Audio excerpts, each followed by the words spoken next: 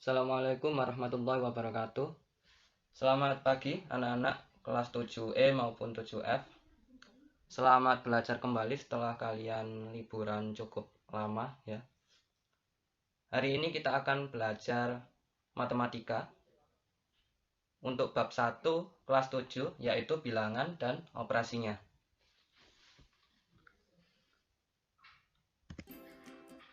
Nah, pasti setiap hari kalian tidak pernah luput dari melihat bilangan di sekitar kalian.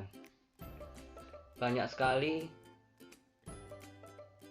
benda-benda atau kegiatan di sekitar kita yang memanfaatkan bilangan dan operasinya. Baik itu ketika belanja, menghitung waktu, menghitung suhu, berat badan, nominal uang, dan seterusnya. Nah, tapi sebelum kita membahas lebih jauh tentang operasi bilangan, saya mau memberikan sedikit contoh. Ada istilah angka, ada istilah bilangan. Angka dan bilangan adalah dua hal yang berbeda. Di situ ada beberapa contoh dari angka dan beberapa contoh dari bilangan. Coba kalian amati, kira-kira apa perbedaan dari angka dan bilangan. Jika kalian sudah menemukan jawabannya,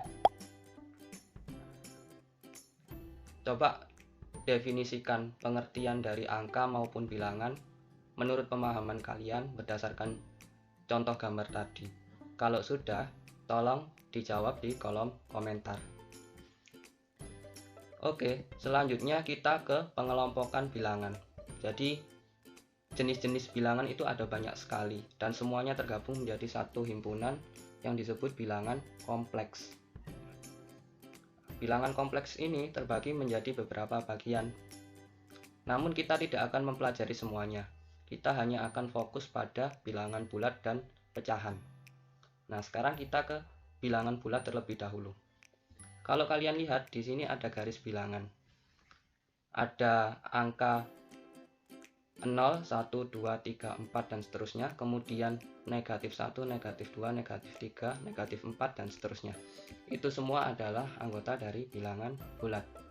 Nah, bilangan bulat sendiri terbagi menjadi beberapa bagian. Yang pertama ada bilangan asli atau bilangan bulat positif. Kemudian ada bilangan cacah dan ada bilangan bulat negatif. Itu semua adalah anggota dari bilangan bulat. Oke, setelah membahas tentang pengelompokan bilangan, selanjutnya kita beralih ke problem 2. Nah, di sini ada peta pembagian zona waktu di seluruh wilayah di belahan bumi.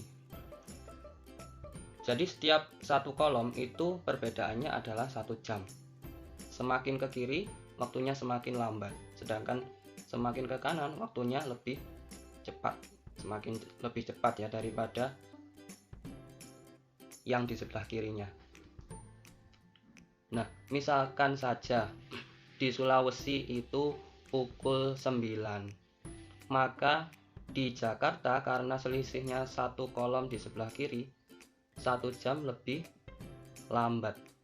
Nah, sehingga kalau di Sulawesi jam 9, maka di Jakarta jam 8. Jika di Sulawesi jam 9, maka di Papua jam 10. Begitu seterusnya. Nah, permasalahan di sini adalah jika di Jakarta pukul 8, pukul berapa di kota Sao Paulo, Brasil, dan pukul berapa di kota Sydney, Australia. Nah, Sao Paulo itu di sini ya. Kemudian Sydney ada di sini. Oke, jika sudah menemukan jawabannya, jangan lupa ketik di kolom komentar.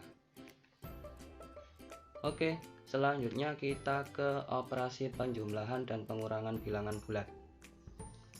Kita coba pakai garis bilangan terlebih dahulu. Misalkan kita punya 2 ditambah 3 Nah, berarti kalau ditambah 3 itu bergerak 3 langkah, loncat 3 langkah, 3 bilangan ke kanan. Ya, berarti 2 ditambah 3 sama dengan 5. Mudah sekali ya kalau itu. Bagaimana kalau 2 dikurangi 3? 2 dikurangi 3. Kalau ditambah 3 bergeraknya ke kanan, berarti kalau dikurangi 3 sebaliknya bergerak ke kiri. Dari 2, nah saya ulangi lagi, dari 2 bergerak 3 langkah ke kiri, berhentinya di negatif 1. Sekarang kalau 2 ditambah negatif 3, kalau ditambah 3 bergeraknya ke arah kanan, kalau ditambah negatif 3 berarti kebalikannya, bergeraknya ke kiri 3 langkah, 3 bilangan. Berarti mulai dari 2 bergerak ke kiri 3 langkah, berhentinya di negatif 1. Kalau 2 dikurangi negatif 3, tadi kalau ditambah negatif 3 bergerak ke kiri, berarti dikurangi negatif 3 bergeraknya ke arah kanan, sebaliknya berangkat dari 2 bergerak 3 langkah ke kanan, berhenti di 5. Bagaimana dengan negatif 2 dikurangi negatif 3? Sama saja dengan yang atas.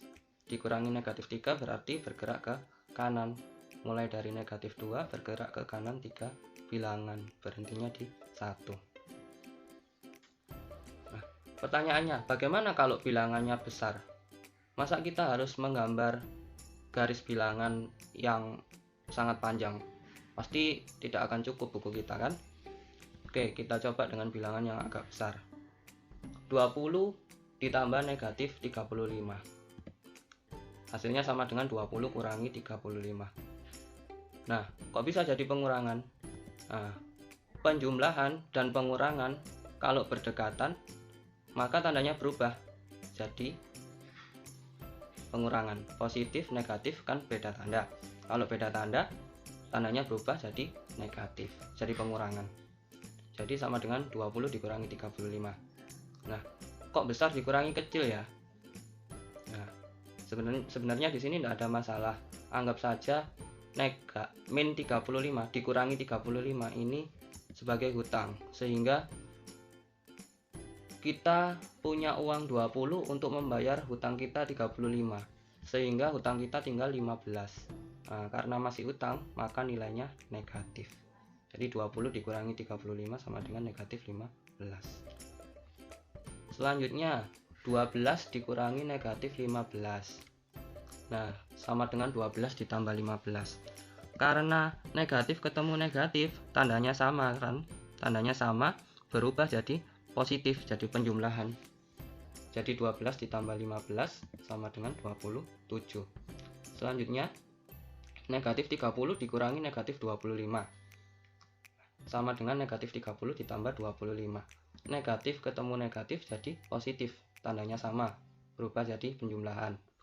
Negatif 30 anggaplah sebagai hutang. Jadi hutang 30 dibayar 25, maka sisa hutangnya adalah 5. Karena hutang nilainya negatif. Oke, selanjutnya ke operasi perkalian dan pembagian bilangan bulat. Contoh, kalau 2 dikali 3 sama-sama positif ya, maka hasilnya juga positif, 6.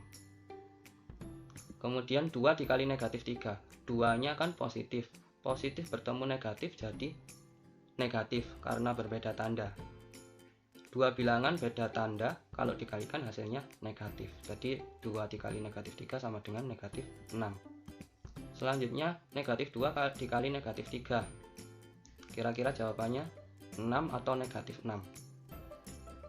Jawabannya adalah 6 karena tandanya sama. Kalau tandanya sama dikalikan hasilnya positif. Begitu juga dengan pembagian. 6 dibagi 3 sama dengan 2. 6 dibagi negatif 3, karena 6-nya positif, dibagi dengan bilangan negatif, maka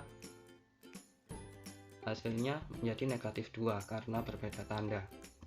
Begitu juga dengan negatif 6 dibagi negatif 3, karena tandanya sama, maka hasilnya menjadi positif. Negatif 6 dibagi negatif 3, hasilnya sama dengan positif 2. Oke, kita lanjut ke materi berikutnya. Nah, sifat-sifat operasi bilangan bulat. Di sini ada 3 sifat operasi bilangan bulat yang perlu kalian ingat. Yang pertama ada sifat komutatif, asosiatif, dan terakhir distributif. Perlu diingat, untuk sifat komutatif hanya berlaku untuk operasi penjumlahan dan perkalian. Begitu juga dengan sifat asosiatif, hanya berlaku untuk penjumlahan dan juga perkalian. Sudah ada contoh soalnya. Oke, saya rasa cukup untuk materi hari ini. Sekarang ada beberapa latihan soal yang harus kalian selesaikan ya. Tolong dikerjakan di buku tulis matematika kalian masing-masing. Ini ada soal nomor 1, 2, dan 3.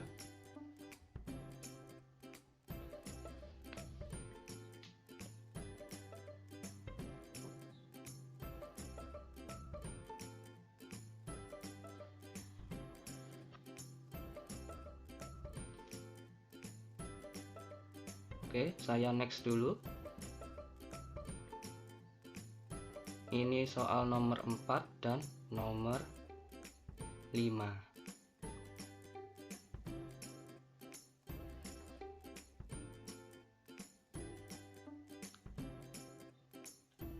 Oke, cukup sampai di sini dulu. Tolong diselesaikan 5 soal tadi. Saya akhiri. Cukup sekian. Assalamualaikum warahmatullahi wabarakatuh.